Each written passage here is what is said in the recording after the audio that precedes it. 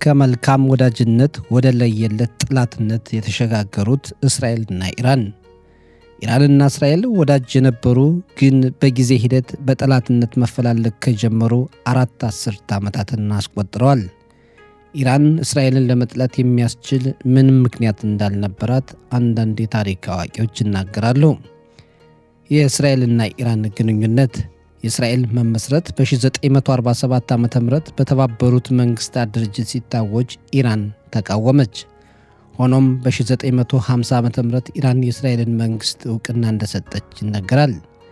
ኢራን በእስራኤል ውስጥ የራሷን ተወካይ ቢሮ እንኳን አቋቁማ ነበር። ነገር ግን ኢራን ሐሳቧን በመቀየር በ1951 ዓ.ም ለእስራኤል መንግስት የሰጠችውን ዕውቅና መሰረዟንና በእስራኤል የሚገኘውን ጽሕፈት ቤቷን መዝጋቷን አስታወቀች። ኢራን በእስራኤል ውስጥ ያለውን ጉዳዩን በስዊዘርላንድ ኤምባሲ በኩል እንዲፈጸምም ሂደት መጀመሯ ይነገራል። በ1950ዎቹ ኢራን ከኢራቅ ጋር የባግዳድ ስምምነት አባል ነበረች። ነገር ግን በ1958 ኢራቅ ውስጥ በተካሄደው መፈንቅለ መንግስት ምክንያት በኢራንና በአረብ መንግስታት መካከል የነበረው ግንኙነት ተባብሶ ኢራን ከእስራኤል ጋር ያላትን ግንኙነት ማጠናከር ጀመረች። በ1959 ዓ.ም 4 የኢራን የፓርላማ አባላት በድብቅ ወደ እስራኤል እንደመጡና በወቅቱ ከነበሩት የእስራኤል ክኔሴት አፈ ጉባኤ ጋር መገናኘታቸውን የታሪክ ድርሳናት ያስረዳሉ። በ1960 ዓ.ም ኢራን በእስራኤል ውስጥ ቢሮ እንደገና ለመክፈት እንዳሰበች ታወቀ። ነገር ግን ይህ በአረብ ሀገራትና በፓኪስታን ግፊት ለሌላ ጊዜ ተላለፈ። በ1960 ዓ.ም ኢራን ለእስራኤል ዕውቅና ሰጥታለች። ይህ ዕውቅና አዲስ አልነበረም። የኢራን ለእስራኤል ዕውቅና መስጠት ከአረብ ሀገራት ዘንድ እጅግ የከፋ ምላሾችን አስከትሏል። ነገር ግን ኢራን ከእስራኤል ጋር ያላትን ግንኙነት የበለጠ አጠናከረች። በ1961 ዓ.ም የእስራኤል ጠቅላይ ሚኒስትር ዳቪድ ቤንጎሪዮን ኢራንን በድብቅ እንደጎበኙና ከጠቅላይ ሚኒስትር አሊ አሚኒ ጋር ተገናኝተው መወያየታቸውም ተገልጿል። በ1967 ዓ.ም በእስራኤልና አረብ ሀገራት መካከል የነበረው የስድስቱ ቀን ጦርነት በተማሩ ኢራናውያን ሊቃውንትና አንዳንድ ሰዎች ዘንድ በእስራኤል ላይ ያላቸው አመለካከት ለውጥ አመጣ። ብዙ ኢራናውያን እስራኤልን እንደ ቀኝ ገዥ መቁጠር ጀመሩ። በዚህ አዲስ የፖለቲካ ወቅት ኢራን ግብፅን ለመተካት ወሰነችና ለፍልስጤማውያን የምታደርገውን ድጋፍ የበለጠ አጠናከረች። ኢራን አካባቢውን ከጅምላ ጨራሽ የጦር መሳሪያ ነፃ የማድረግ ፍላጎት አሳየች። ይህ ጉዳይ እስራኤል አላት እየተባለ የሚታመንበትን የኒውክሌር ጦር መሳሪያ ትጥቅ ለማስፈታትም የጠየቀ ነበር። ኢራንና ግብፅ ግንኙነታቸው የጠበቀ እንደነበር ከዮም ኪፑር ጦርነት ከጥቂት ወራት በፊት የግብፁ ፕሬዝዳንት አንዋር ሳዳት በቴህራን ምስጢራዊ ጉብኝት እንዳደረጉ በዚያም እስራኤልን ለማጥቃት ያላቸውን እቅድ ለሀገሪቱ አሳውቀው እንደነበር ተነግሯል። በተጨማሪም የግብፅ ጥቃት በእስራኤል ከጀመረበት ጊዜ ጀምሮ የሶቪየት ህብረት ማመላለሻ አውሮፕላኖች ወታደራዊ መሳሪያዎችን በኢራን የአየር ክልል በኩል ወደ ካይሮ እንዲያጓጉዙ ፈቅደውላቸው ነበርና ኢራንም ለግብፅ $1 ቢሊዮን እርዳታ በአስቸኳይ እንዲሰጥ በመሪዎቿ በኩል ትዕዛዝ አስተላልፋ እንደነበር ይነገራል። በ1975 ዓ.ም በኢራንና ኢራቅ መካከል የተደረሰውን ስምምነት ተከትሎ እስራኤልና ኢራን በኢራቅ ውስጥ በተዘዋዋሪ ውጊያ ላይ የሚያደርጉት ትብብርና ለኩርዶች የሽምቅ ውጊያ እርዳታ የተቋረጠ ሲሆን በምትኩ በኢራንና በኢራቅ መካከል ያለው ግንኙነት መሞቅ ጀመረ። ግንኙነቱም እየተሻሻለ ሄደ። ኢራን በዓለም አቀፍ ተቋማት እስራኤልን ከሚያወግዙ ሀገራት መካከል መቆጠር የጀመረችው በ1975 ዓ.ም አካባቢ የተባበሩት መንግስታት ድርጅት ጠቅላላ ጉባኤ ውሳኔ ቁጥር 3379 በመደገፍ ጽዮናዊነትን ከዘረኝነት ጋር የሚያመሳስለውን ውሳኔ ስትደግፍ ነበር። በተጨማሪም በአሜሪካ የሚገኙ ይሁዳውያን በሀገሪቱ ፖሊሲ ላይ በጣም ተጽዕኖ እየፈጠሩ እንደሆነና እስራኤል ሁሉንም የአሜሪካ እንቅስቃሴዎችና ሁሉንም የመንግስት ጉዳዮችን እንደምትቆጣጠር የኢራን መሪዎች ቅሬታቸውን ማቅረብ ጀምረው ነበር። ከ1960ዎቹ ጀምሮ አንዳንድ የእስራኤል ጠቅላይ ሚኒስትሮች ኢራንን መጎብኘታቸው ይነገራል። ከነዚህ መካከል ሌቪ ኤሽኮል በ1966 እና ጎልዳ ሜኢር በ1972 ዓ.ም እንዲሁም የውጭ ጉዳይ ሚኒስትሮችና ሌሎች በርካታ የእስራኤል ጦር ከፍተኛ አዛዦችና የሞሳድ የስለላና የልዩ ዘመቻ ክፍል ኃላፊዎችን ጨምሮ በርካቶች ኢራንን መጎብኘታቸው ይነገራል። ግን በእስራኤል በኩል በብዙ አልተረጋገጠም። በተመሳሳይ ሁኔታ የኢራን የጦር አዛዦች፣ ሚኒስትሮችና ብዙ ከፍተኛ ባለስልጣኖች እስራኤልን መጎብኘታቸው ተገልጿል። በእስራኤልና ኢራን መካከል የምጣኔ ሀብቱ ግንኙነት በጣም የተጠናከረ ነበር። ኢራን ከአረብ ሀገራት ጫና ቢደርስባትም ለእስራኤል ነዳጅ ዘይት ስትሸጥ ነበር ተብሏል። በሁለቱ ሀገራት መካከል ለሚደረገው የነዳጅ ግብይት ዓላማ ከስድስቱ ቀን ጦርነት በኋላና የሲዩዝ ካናሉ ትራንስሲያቲክ ኦይል ኩባንያ ከተዘጋ በኋላ በሁለቱ ሀገራት መካከል የጋራ ድርጅት ተቋቁሞ ቢሮዎቹ በእስራኤል እንደነበሩ ተገልጿል። በተጨማሪም የእስራኤል የተለያዩ ድርጅቶች በኢራን ሰፊ የኢኮኖሚ እንቅስቃሴ ያደርጉ ነበር። እስራኤል ለኢራን በግብርናው ዘርፍና የመጠጥ ውሃ እንድታለማ ታግዝ ነበር። የእስራኤልና ኢራን ወታደራዊ ትብብር በሁለቱ ሀገራት መካከል የነበረው የጸጥታ ግንኙነትም የተሻለ ነበር። በወቅቱ ከእስራኤል ወደ ኢራን ለመከላከያው የሚላከው ቁሳቁስ ከፍተኛ ነበር። ብዙ መሰናክሎች የነበሩበት ቢሆንም ግን በጋራ ጥቅም ላይ ተባብረው ሰርተዋል። በወቅቱ ኢራንና እስራኤል የቅርብ ወታደራዊና የንግድ ግንኙነት ፈጥረው ነበር። እነዚህ ትስስሮች በአበባ ማልማት ዕቅድ የኢራን እስራኤል አዲስ ሚሳኤል ለማልማት ባደረጉት ሙከራ ማለትም ከ1977 እስከ 1979 ዓ.ም ድረስ ባሉ የጋራ ወታደራዊ ዕቅዶች ውስጥ ተንጸባርቀዋል። በተጨማሪም እስራኤል ኢራንን እንደ ኡዚ ያሉ የተለያዩ መሳሪያዎችን እንዳስታጠቀችና እንዳገዘች ይነገራል። በወቅቱ በሁለቱ ሀገራት መካከል የጠበቀና ልዩ የሆነ ግንኙነት ቢፈጠርም የሀገሮቹ ግንኙነት ይፋዊ አልነበረም። ኢራን ለእስራኤል መቋቋም ግልጽ ዕውቅና አልሰጠችም። በጽህፈት ቤቶችም ባንዲራዎች አይውለበለቡም። ዲፕሎማቶቹ በውጭ ዲፕሎማቶች ዝርዝር ውስጥ አልተካተቱም። ብሎም የጉብኝት ልውውጦች ምስጢራዊ ሆነው ቆይተዋል። የእስራኤልና ኢራን ግንኙነት መሻከርና በጠላትነት መፈላለግ በታህሳስ ወር 1978 ዓ.ም መጨረሻ ላይ በኢራን ወደ ስልጣን የመጣው እስላማዊ አብዮት ለሁለቱ ሀገራት ግንኙነት መሻከር ትልቅ ሚና ነበረው። የእስላማዊ አብዮት መምጣትን ተከትሎ እስራኤል በኢራን ውስጥ ያላት ተሳትፎ እያሽቆለቆለ መጣ። በወቅቱ በፈረንሳይ የነበሩት ኢራናዊው ሼህ ሁምናይ አዲስ ሲቪል መንግስት እንዲቋቋም ከተፈለገ ከእስራኤል ጋር ዲፕሎማሲያዊ ግንኙነታቸውን እንደሚያቋርጡና ወደ እስራኤል የሚላከውን የነዳጅ ዘይት እንደሚያቆሙ አስታወቁ። ሁምናይ ተከታዮቻቸው እስራኤላውያን ከኢራን ለቀው የሚሄዱበትን ጊዜ እንዳያዘገዩ በማዘዝ የሀገሪቱን ይሁዳውያን ግን እንዳይጎዱ ጠይቀዋል። በዚህ ምክንያትም የእስራኤል መንግስት ከኢራን ጋር ያለው ግንኙነት ዝቅተኛ እንዲሆን ወሰነ። ምንም እንኳ በወቅቱ የንግዱ ስምምነት ባይሰረዝም ከኢራን ጋር ስላለው ግንኙነት ምንም አይነት መረጃ እንዳይሰጥ በኢየሩሳሌም ተወስኖ ነበር። የወቅቱ የኢራን መንግስት ከወደቀ በኋላ መህዲ ባዛርጋን የኢራን እስላማዊ ሪፐብሊክ የመጀመሪያው ጠቅላይ ሚኒስትር ሆነው በመሾማቸው አብዛኛዎቹ የኢራን ጦር አዛዦች ለቀድሞ መንግስት በነበራቸው ታማኝነት ምክንያት ከተገደሉ በኋላ ኤላል ወደ ቴህራን የሚያደርገው በረራ ለማቆም ወሰነ። በማግስቱ ቴህራን በሚገኘው የኤላል ቢሮዎች ላይ የመጀመሪያው ጥቃት የተፈጸመ ሲሆን የእስራኤል ቤተሰቦችና የእስራኤል ኩባንያዎች ተወካዮች ከኢራን የማስወጣት ሥራ ወዲያውኑ ተጀመረ። ከየካቲት 11 እስከ የካቲት 18 ቀን 1979 ዓ.ም ድረስ 33 እስራኤላውያን ከኢራን እንዲወጡ መደረጉ ተገልጿል። የካቲት 18 ቀን 1979 ዓ.ም የእስራኤል አምባሳደር ዮሴፍ ሃርምሊን እና በቴህራን የሚገኙ የእስራኤል ኤምባሲ ሰራተኞች ኢራንን ለቀው ሸሹ።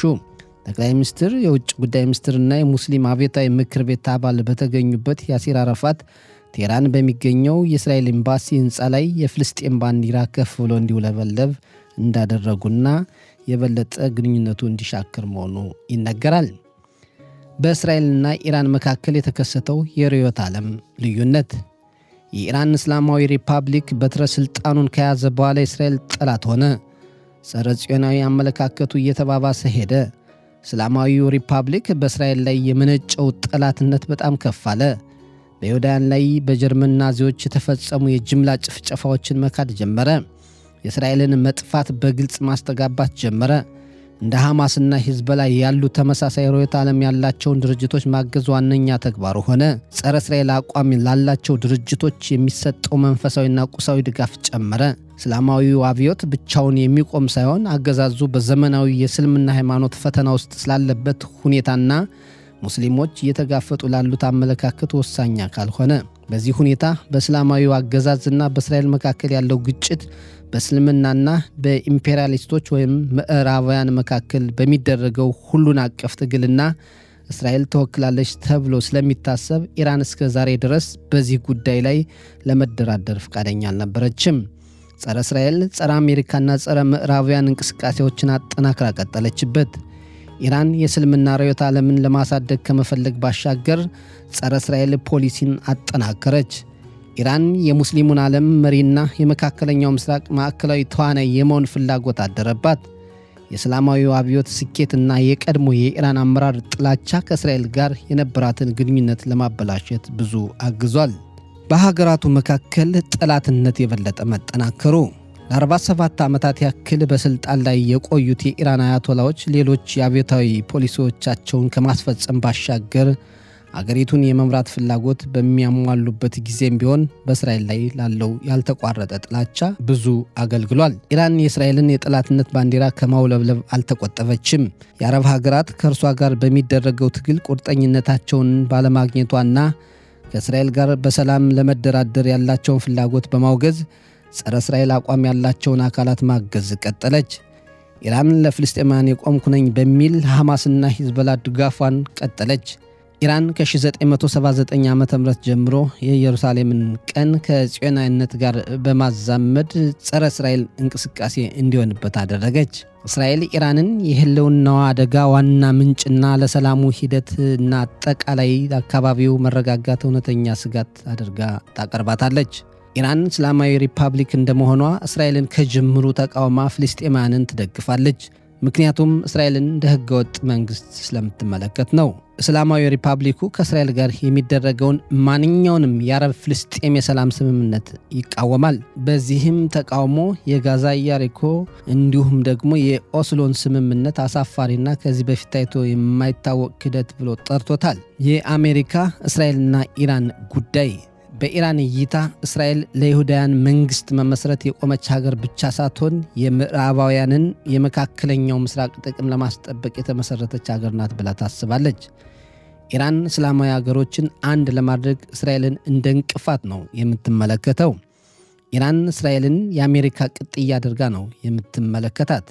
ለዚህም አሜሪካን እንደ ታላቅ ሰይጣን፣ እስራኤልን ደግሞ እንደ ትንሹ ሰይጣን በማለት ትገልጻቸዋለች። እስላማዊ ሪፐብሊክ ራሱን እንደ እስራኤል ቀጠናዊ ተቀናቃኝ ስለሚቆጥር ከእስራኤል ጋር የኃይል ሚዛን ለመፍጠር ይፈልጋል። በ1998 ኢራን ሻሃብ 3 ሚሳኤሎችን የገነባችው እስራኤልን የኒውክሌር አቅም ለመቋቋምና ወታደራዊ ሚዛን ለመፍጠር ነው በማለት ተናግራ ነበር። በ1998 ዓ.ም የኢራን የፍትህ ቢሮ ኃላፊ መሐመድ ያዚዲ በሰጡት መግለጫ በእስራኤል ላይ የኒውክሌር ቦምብ መጠቀም ሙሉ በሙሉ ያጠፋታል፣ በእስልምናው ዓለም ላይ መጠቀም ግን ተቀባይነት የሌለው ጉዳይ ነው በማለት መግለጫ መስጠታቸውም ይታወቃል። በ1997 ዓ.ም የለውጥ አራማጁ መሐመድ ካታሚ የኢራን ፕሬዝዳንት ሆነው ስልጣን ቢይዙም ኢራን በእስራኤል ላይ የምትከተለው ፖሊሲ ብዙም አልተለወጠም። ከሌሎች ጉዳዮች በተጨማሪ ካታሚ እስራኤልን ህገወጥ መንግስትና ጥገኛ በማለት ጠርተዋት ነበር።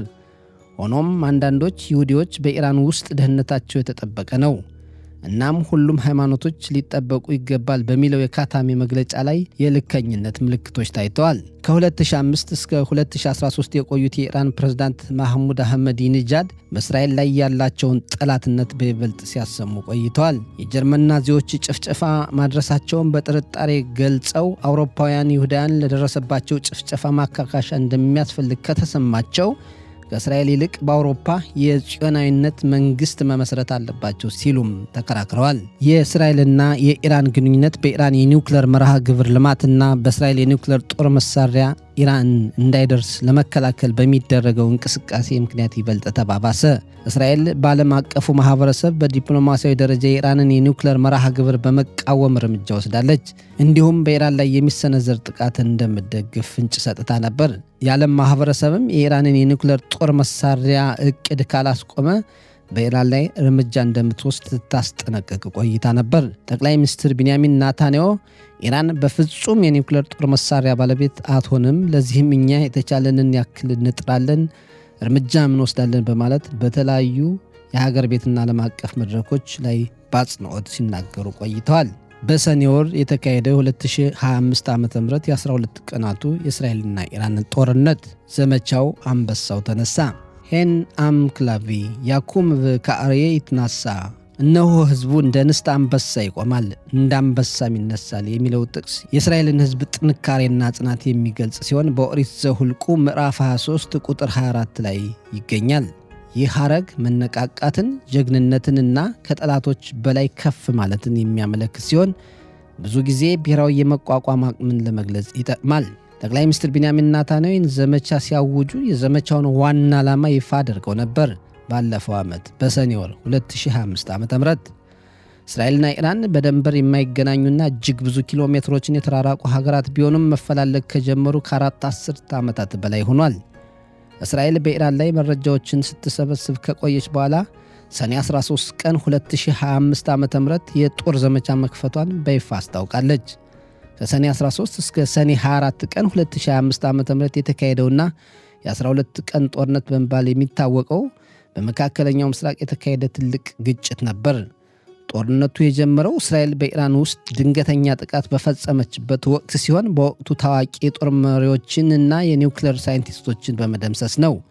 እንዲሁም እስራኤል የኢራንን የአየር መከላከያዎችን በማውደም ብዙ ጉዳት አድርሳባታለች። ኢራንም ከ500 በላይ ሚሳኤሎችንና ከ1000 በላይ ድሮኖችን ወደ እስራኤል ተኩሳለች። ኢራን በጭፍኑ የሲቪል ሕዝብ ማዕከሎችን በመምታት ሆስፒታልን ጎድታለች። ወታደራዊ ይዞታዎችንም ያነጻጸረ ጥቃት ፈጽማ ነበር። አሜሪካም ሰኔ 22 ቀን 2025 ዓ.ም በኢራን የኒውክሌር ጣቢያዎች ላይ በቦምብ ደብድባለች። ኢራን ባጸፋው በኳታር በሚገኝ የአሜሪካ ጦር ሰፈር ላይ ሚሳኤሎችን ተኩሳለች። ሰኔ 4 ቀን 2025 ዓ.ም እስራኤልና ኢራን በአሜሪካ ጫና ምክንያት የተኩስ አቁም ስምምነት ላይ ደረሱ። ጦርነቱ ለ10 ዓመታት የዘለቀ የእጅ አዙር ጦርነትን ተከትሎ በቀጥታ የተካሄደ ጦርነት ነበር። ኢራን እስራኤልን እንደምታጠፋ ደጋግማ ስትናገር ቆይታለች። እናም በጋዛና በሊባኖስ ሂዝቦላና ሐማስን አስታጥቃለች። በተጨማሪም የኢራን የኒውክሌር ፕሮግራም ከ10 ዓመታት በላይ ዓለም አቀፍ ስጋትን አስከትሎ ቆይቷል።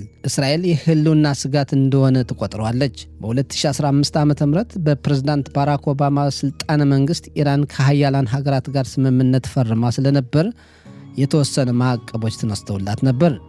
በ2018 ዓ.ም የአሜሪካው ፕሬዝዳንት ዶናልድ ትራምፕ ስምምነቱን በአንድ ወገን ለቀው ወጡ። ከዚያን ጊዜ ጀምሮ ኢራን የበለጸገ ዩራኒየም ማከማቸት ጀመረች። ኢራን በአብዛኛው የዓለም አቀፍ አቶሚክ ኢነርጂ ኤጀንሲን ክትትል እንዳያደርግባት ብዙ ስትጥር ነበር። ኢራን በ1980ዎቹ ጀምራ ጸረ እስራኤል እንቅስቃሴዎቿን በተለያዩ መንገዶች ስታካሄድ ቆይታለች። በተለይ በሊባኖስ የሂዝቦላን ድርጅት በማገዝ፣ በጋዛ ሐማስና እስላም ጂሃድን በመርዳት፣ በየመን የሁቲ አማጽያንን በመደገፍ፣ በሶሪያ ኢራንን አፍቃሪ ሚሊሻዎችን በመርዳት እስራኤል ሰላሟ ተጠብቆ እንዳይኖር እንድትዳከም ላለፉት 47 ዓመታት ጥረት ስታደርግ ቆይታለች። እስራኤል ትዕግስቷ ሲሟጠጥ ከአሜሪካ ጋር በመተባበር በሰኔ ወር 2025 ዓ.ም ጦርነት መክፈቷ ይታወቃል። የ2025 ዓ.ም የእስራኤል ጥቃት በርካታ የኢራን ወታደራዊ መሪዎችን፣ የእስላማዊ አብዮታዊ ጥበቃ አካል መሪዎችና ቢያንስ 10 ታዋቂ የኒውክሌር ሳይንቲስቶችን ያነጣጠረ ነበር። ጦርነቱ በኢራን ላይ ብዙ ጉዳት አድርሷል። እስራኤልና አሜሪካ የአየር ድብደባዎች በናታንዝ፣ ኢስፋሃንና ፎርዶው የሚገኙትን የኒውክሌር ተቋማት ያነጣጠረ ነበር። ብዙ ጉዳትም አደርሰዋል። የኢራን የኒውክሌር ተቋማት በከፍተኛ ሁኔታ ተጎድተዋል። በ2005 ዓ.ም በነበረው ጦርነት በኢራን በአጠቃላይ ከ1000 በላይ ሰዎች ሲገደሉ ብዙዎች ቆስለዋል። ከ4000 በላይም ተፈናቅለዋል። በእስራኤል ላይም ጉዳት ደርሷል። 33 ሰዎች ተገድለዋል። ከ3000 በላይ ቆስለዋል። ብዙ ሕንፃዎች ጉዳት ደርሶባቸዋል። ጦርነቱ ከ5 ቢሊዮን ዶላር በላይ ማስወጣቱ ይነገራል። በ2025 ዓ.ም ሰኔ ወር ላይ የነበረው ጦርነት ያስከተለው ችግር ሳይቀረፍ ዛሬ ደግሞ ሌላ ጦርነት ተከፍቷል። የኢራን ሕዝብ በሀገሪቱ መንግስት የሚደርስበትን ጭቆና ለማስቆም፣ የኑሮ ውድነትን ለመቅረፍና የተሻለ ለውጥ እንዲመጣ በመጠየቅ ሰላማዊ ሰልፍ ሲያደርግ የኢራን አብዮታዊ ዘብ በሰልፈኞች ላይ የጦር መሳሪያውን በማነጣጠር ከ30 ሺህ በላይ ዜጎችን መግደሉ በተለያዩ የመገናኛ አውታሮች ሲዘገብ ቆይቷል።